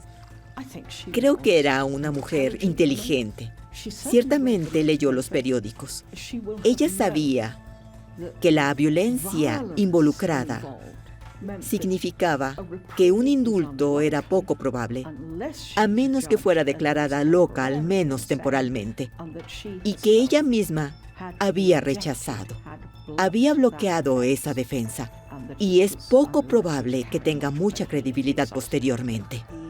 Examinó si ella había cometido los crímenes mientras sufría un ataque epiléptico y no recordaba nada después. También investigó si realmente se trataba de un asesinato premeditado o si en realidad acababa de despertarse con esta pasión temporal.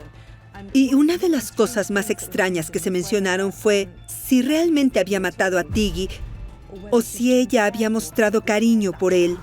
El niño habría muerto accidentalmente en el frío. Entonces se hicieron intentos y hubo una presentación al ministro del Interior, pero fracasó.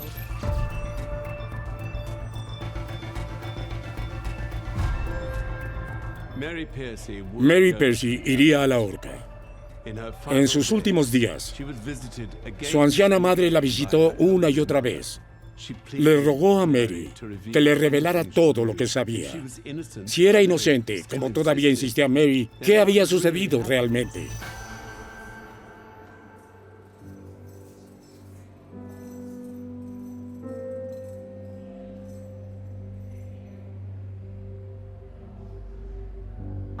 Creo que realmente no sabía lo que había sucedido la noche en que mató a Phoebe Hogg.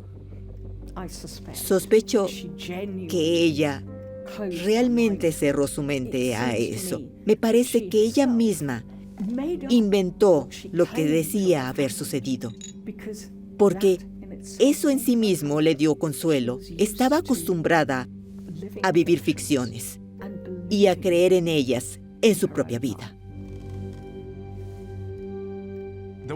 La única persona que Mary quería ver era Frank Hogg. Finalmente, se concertó una visita para la tarde del 22 de diciembre, pocas horas antes de su ejecución. Frank nunca apareció.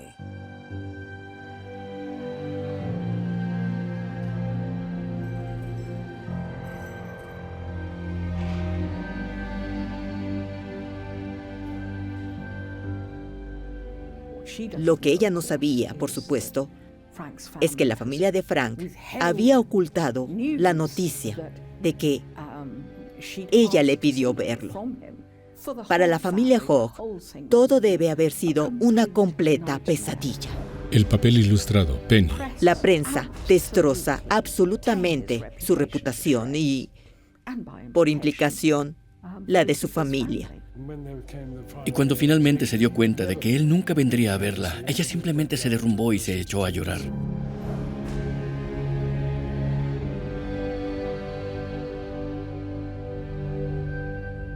Al día siguiente, en una fría mañana de diciembre, ahorcaron a Mary Percy. Cualquiera que sean los secretos que ella tenía, se los llevó con ella. Pero ella tenía un último mensaje para el mundo. En Nochebuena, apareció un curioso anuncio en los periódicos españoles. Fue colocado por el abogado de Mary Percy a pedido de ella. Se dirigía a alguien identificado únicamente por las iniciales MESP. Decía, no he traicionado. ¿Qué significaba? Todavía no lo sabemos. ¿Era MSP un amante desconocido? ¿Un cómplice identificado? ¿O era el anuncio de una última fantasía de una mente enferma? Mientras la multitud contemplaba su obra de cera en la Cámara de los Horrores, Mary Percy le devolvió la mirada. En la muerte de cera, como en la vida, no ofreció respuestas.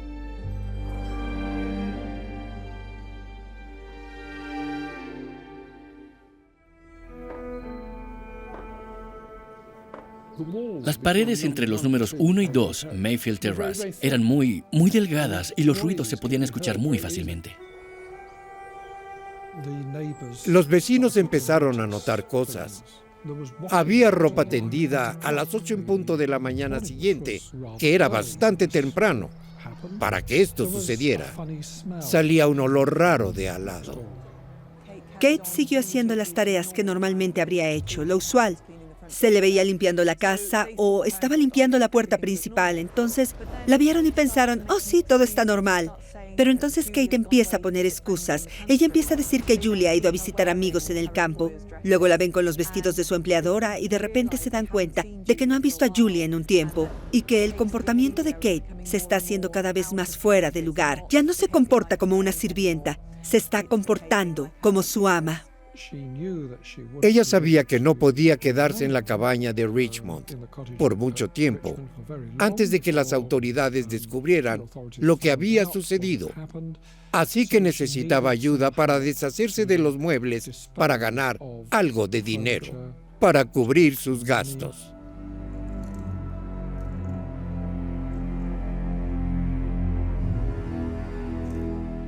En la noche del martes 4 de marzo, Webster finalmente salió de la casa. No había visto a la familia Porter en casi 6 años. Y para los Porter, parecía que esos años habían sido buenos para Kate Webster.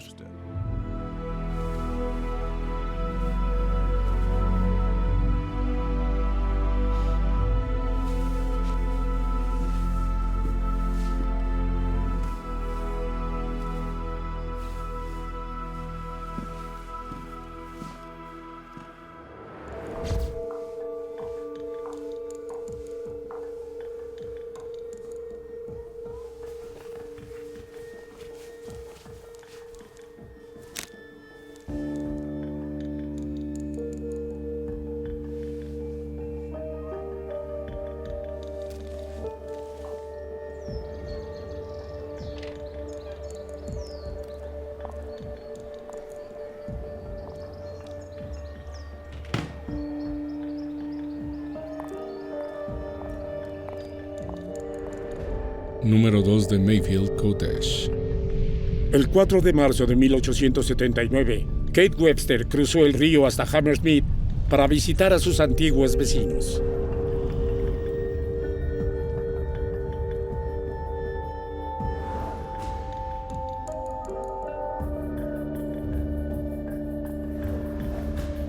Henry Porter se sorprendió al verla tan elegante. Allí estaba ella con uno de los vestidos de la señora Thomas. Ella estaba usando una especie de sus joyas. Ella tenía anillos. Fue bastante astuto de su parte volver a las personas que no la han visto por un tiempo, que no pueden saber lo que realmente ha estado haciendo. Obviamente tiene planes para deshacerse de todas las cosas de Julia y necesita inventar una historia convincente. Ella dijo que había estado casada desde la última vez que los vio. Ahora era la señora Thomas y que había heredado una casa e iba a deshacerse de los bienes. Ella dice que va a vender todo esto y luego regresará a Irlanda con su familia. Eran conscientes de lo que estaba haciendo. Le creyeron cuando dijo que era la señora Thomas. Henry Porter y su hijo Robert, de 16 años, acompañaron a Webster de regreso a la estación de tren. Se turnaron para llevar su bolso hasta que llegaron a un bar y se detuvieron para tomar una copa. Entonces Webster les dijo que necesitaba encontrarse con un amigo. Tomó su bolso, los dejó en el bar durante media hora y cuando volvió, no tenía bolso.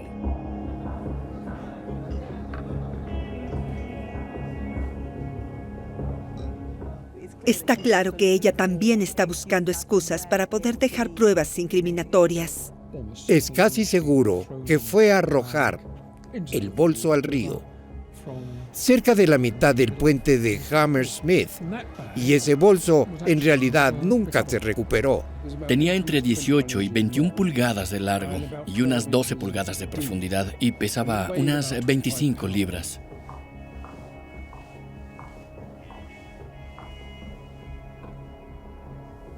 Es el estilo bolso Gladstone, conocido por ser un bolso fuerte.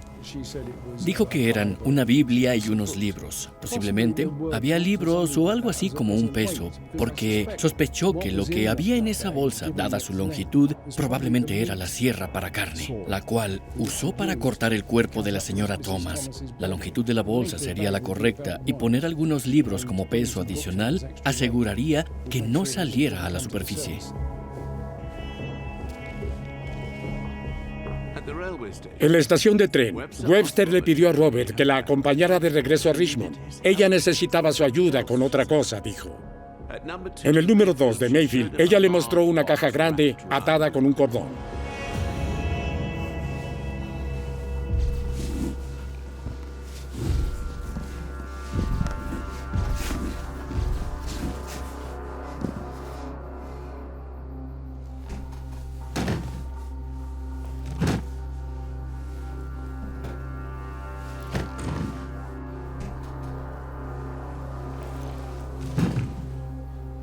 Juntos, arrastraron la caja hasta el otro extremo del puente de Richmond. Allí, Webster le dijo a Robert que la dejara. Esperaría sola a su amigo, dijo, que él se podría ir. Mientras Robert se alejaba, escuchó un chapoteo. Puente Richmond.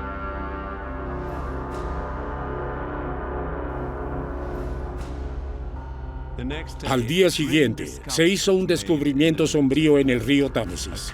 Un cargador de carbón pasaba por el puente ferroviario de Barnes cuando vio algo cerca de la orilla. Medio flotando en la marea menguante, había una gran caja atada con una cuerda. El hombre se metió en las aguas poco profundas y la sacó.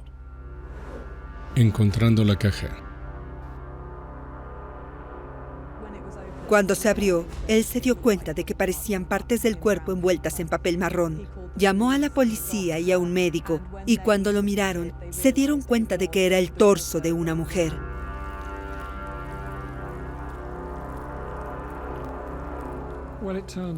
Resultó ser carne humana hervida. La ciencia forense estaba en una especie de etapa elemental en comparación con la actualidad, por lo que no había ADN en esa etapa. No podía decir si la sangre era humana o animal. No había huellas dactilares. Había un hueso del brazo allí. El doctor Adams, que era el médico local, hizo algunos cálculos a partir de la longitud del hueso, tratando de averiguar qué altura tendría la persona. No era un cuerpo completo, era solo un cuerpo parcial. Y esto, por supuesto, causó un gran escándalo.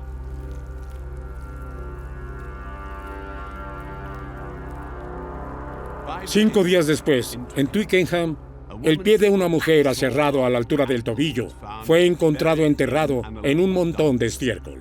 Hacía juego con el cuerpo de la caja. Para entonces, los periódicos llamaban al crimen el misterio de Barnes. Misterio de Barnes. Esclarecer el misterio de Barnes. No estaba claro de quién era este cuerpo, o incluso si era una víctima de asesinato. Hubo algunas especulaciones de que podrían haber sido estudiantes de medicina que habían disecado un cuerpo como parte de sus estudios y simplemente se deshicieron de él. Hubo muchos casos en los que los estudiantes de medicina necesitaban practicar en cadáveres y a veces, en la época victoriana, muy temprana, las personas habían sido desenterradas de las tumbas y vendidas a facultades de medicina con fines de investigación médica.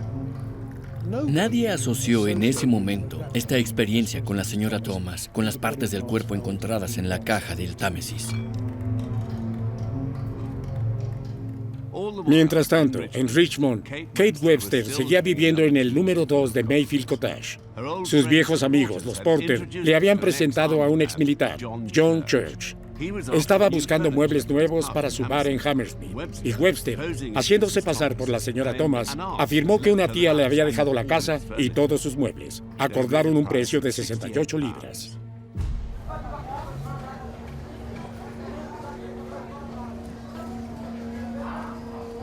No era inusual que hubiera subastas y venta de efectos personales y muebles de la gente. Podía suceder después de que murieran, pero también si se declaraban en bancarrota o tuvieran otras dificultades financieras. Tales ventas eran bastante normales porque la gente a menudo estaba en movimiento. Falta de pago, falta de alquiler y, muy a menudo, era un caso de pluriempleo y dejar los alojamientos sin pagar el alquiler. Tampoco es inusual que a Church le hubiera interesado si quisiera amueblar su bar a precio de ganga. Nada de eso es inusual, aparte del hecho de que tiene lugar en una casa de campo que esta mujer no posee. Creo que debe haber tenido la sospecha de que no era de Kate, solo que no quería hacer demasiadas preguntas porque al venderle esos muebles también le estaba haciendo un favor. Luego hicieron un arreglo con alguien que tenía una camioneta. Por supuesto, es una camioneta tirada por caballos en esos días para venir y recoger los muebles de Mayfield Cottage. La prisionera Kate Webster. Fue el 18 de marzo, más de 2 semanas después de la desaparición de la señora Thomas, que el engaño de Kate Webster finalmente se derrumbó. Ese fue el día en que John Church llegó a Richmond con camionetas de mudanza para recoger los muebles que había comprado. Pero pronto se dio cuenta de que Webster no era quien decía ser. La tentativa de mover los muebles. Cuando los muebles estaban siendo trasladados a la camioneta, la señorita Ives, la casera de al lado, preguntó por la señora Thomas. Ella no había visto a la señora Thomas en un par de semanas y preguntó a dónde llevaban los muebles. Inmediatamente le despertó sospechas a ella y también a George porque pensó que había algo que no cuadraba y los muebles fueron llevados de la camioneta de regreso a la casa. Kate, en este punto, entró en pánico y sacó algunos vestidos de la casa y los tiró en la carreta para llevarlos de vuelta al bar de George. Este fue el gran error de Kate. En el bolsillo de uno de los vestidos que fueron llevados al bar de Robert George, la señora George encontró 2 cartas. Una era del tío de Kate en Irlanda y otra de un amigo de la señora Thomas. Algo en esta carta le hizo darse cuenta de que la mujer con la que había estado tratando no era la señora Thomas, sino otra persona que pretendía ser ella. Número 2 de Mayfield Cottage. Ahora fue el turno de Kate Webster de desaparecer. Tomó a su hijo pequeño y se fue de Mayfield Cottage por última vez. Esa noche tomó un tren de King's Cross a Liverpool y desde allí tomó un barco de regreso a Irlanda. Para entonces, la policía estaba tras su rastro, alertados por fin de la desaparición de la señora Thomas. Registraron su casa y la encontraron en total desorden. Las camas habían sido movidas, alfombras recogidas, cajas de ropa de cama estaban listas para ser retiradas. Y entre las cenizas del fuego de la cocina, encontraron huesos carbonizados y botones quemados. Y en el gran cobre que se usa para limpiar la ropa, un residuo graso se adhería al metal.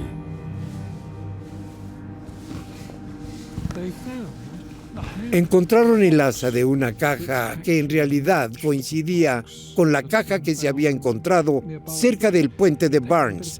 Encontraron un trozo de cuerda que coincidía con la cuerda que había estado amarrando la caja. Fue entonces cuando se dieron cuenta de que los restos encontrados en Barnes estaban vinculados a los de la casa. Había mucha grasa corporal que había quedado alrededor del lavadero donde se había hervido el cuerpo. También encontraron sangre en el dormitorio de Julia, lo que demuestra que algo había sucedido ahí. Entonces, hubo suficiente evidencia en términos de la sangre que quedó en varios lugares y esta grasa corporal para mostrar que algo muy desagradable, muy inusualmente desagradable había ocurrido ahí. La policía encuentra huesos humanos. Webster se refugió en la granja de su tío en las afueras de Enniscorthy. Pero la policía irlandesa la localizó y fue arrestada allí el 29 de marzo. La policía de Scotland Yard pronto llegó para llevársela de regreso a Londres. Las pruebas contra Webster parecían abrumadoras, y si quería tener alguna posibilidad de evitar la soga, tendría que ponerla alrededor del cuello de alguien más. En el barco de vapor entre Dublín y Holyhead, ella le contó su historia a la policía.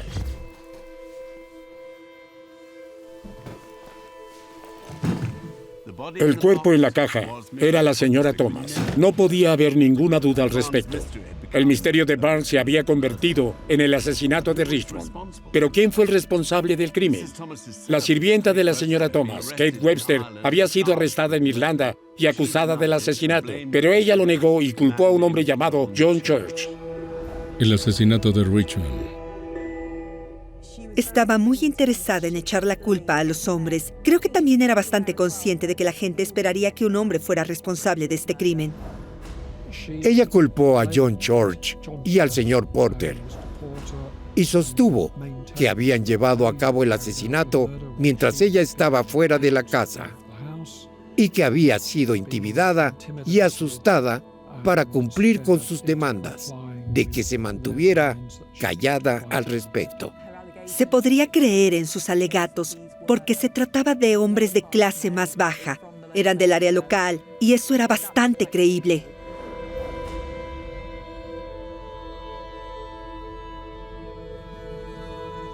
El 30 de marzo, la policía acusó a John Church de asesinato. El hombre se rió cuando escuchó la acusación de Webster. Apenas conocía a la mujer. Sin embargo, al día siguiente fue llevado ante el juez y puesto bajo custodia. Church, sin embargo, tenía una coartada sólida. Numerosas personas lo habían visto en su bar la noche del asesinato. No pudo haber cometido el crimen. El 18 de abril de 1879 se desestimaron los cargos en su contra. Residencia de la señora Thomas en Richmond. Algunas personas no podían creer que se había llevado todos estos muebles sin saber de dónde habían salido y que debía haber conspirado con Kate. Siempre hay un signo de interrogación acerca de cuánto sabía John Church. Un cuerpo fue cortado y desechado en esa cabaña, y él miró alrededor de las instalaciones detenidamente, sin notar manchas de sangre. Entonces la gente comentó que debería haber sabido lo que estaba pasando. Hubo rumores de que había tenido una aventura con Kate, que la conocía desde mucho antes de lo que afirmaba. Nunca está seguro de la verdad de lo que dice Kate. Si dice que ha tenido una aventura con él, que lo conoce desde hace años, sí, podría haber sido cierto, pero al mismo tiempo está tratando de culparlo por un asesinato. La asesina de Richmond. Kate Webster permaneció bajo custodia. Su juicio comenzó el 2 de julio.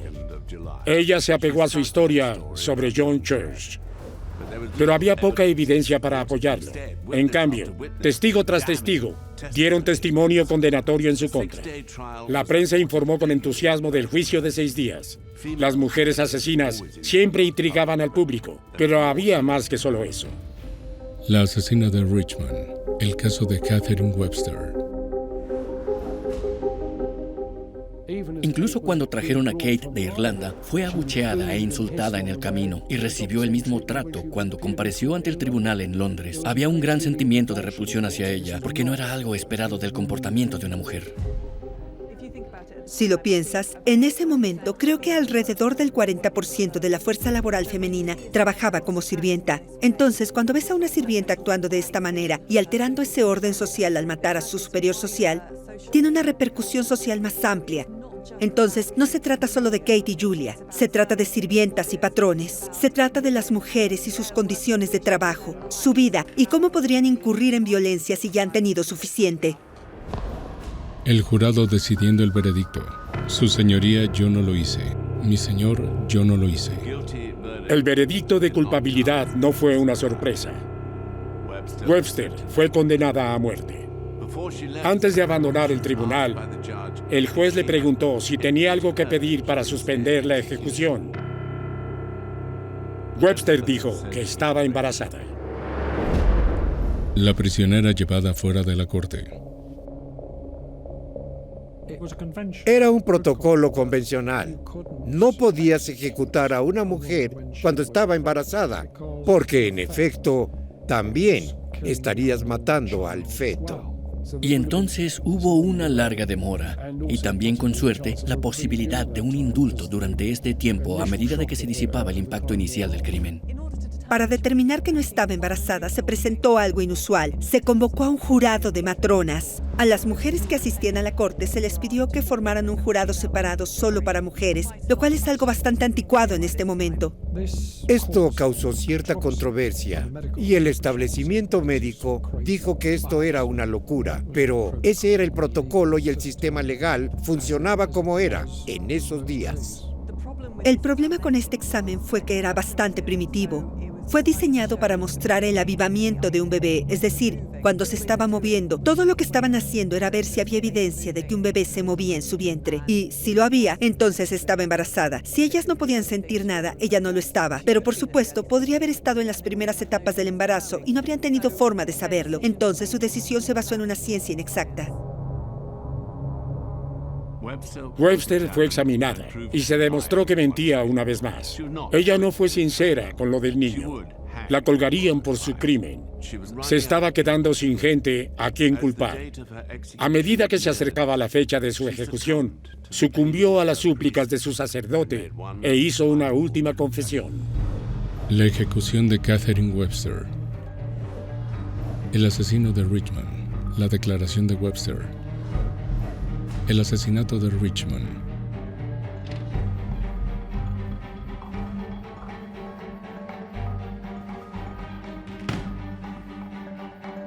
Lo que Kate dijo sobre la noche del asesinato fue que la señora Thomas había subido las escaleras muy enojada y hubo una acalorada discusión que terminó con Kate empujando a la señora Thomas por las escaleras y la señora Thomas cayendo pesadamente.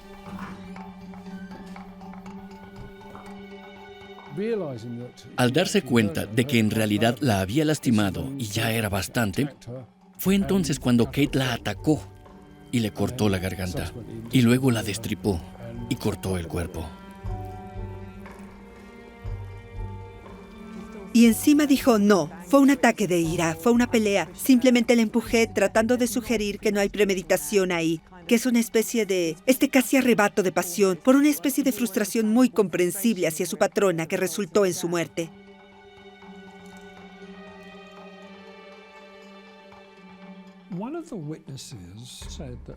Uno de los testigos dijo que el martes, antes de que ocurriera el asesinato, Kate Webster la visitó y habló sobre heredar una casa y tener algunas ganancias para desechar y vender. Ciertamente, Kate sabía que la señora Thomas era una especie de medio independiente y, por lo tanto, tal vez Kate pudo haberla visto como una posible víctima, pero no creo que sea un asesinato. Posiblemente robándola, sí, y luego dándose a la fuga, pero no creo que ella considerara el asesinato como la solución al problema. No lo creo en absoluto. Creo que, dada la historia de Kate, ella no quería ser una sirvienta tradicional. Ella no quería ser inferior a su patrona. A ella no le gustaban este tipo de estratos sociales que la hacen sentir siempre por debajo. Creo que tenía esta ira, frustración y celos profundamente arraigados hacia su patrona. Y creo que ella planeó este asesinato. En cuanto entró en la propiedad y empezó a trabajar, y vio lo que tenía Julia y lo quiso, ella lo codiciaba. El sueño de Kate Webster.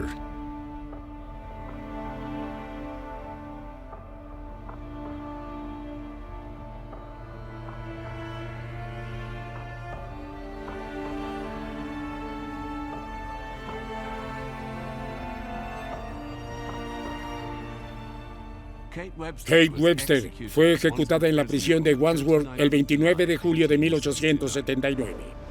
Ella tenía 30 años.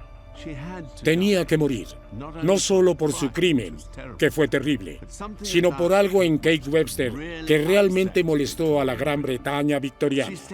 Dio un paso fuera de los límites de lo que una mujer debía ser. Ella no era amable, ni tierna, ni obediente. Ella no conocía su lugar y trató de tomar el de otra persona. Incluso mientras iba a la horca, Kate Webster ocultó una última cosa. Ella nunca dijo lo que hizo con la cabeza de la señora Thomas. Ella había insinuado que se había ido al río en el bolso Glaston. De hecho, la había enterrado en los establos del bar Hoyo en la Pared, a pocos metros de su casa. Y allí permanecería sin ser descubierta durante más de 100 años, hasta que los constructores comenzaron a excavar. Revelaron el lugar de descanso final de Julia Thomas y el engaño final de Kate Webster.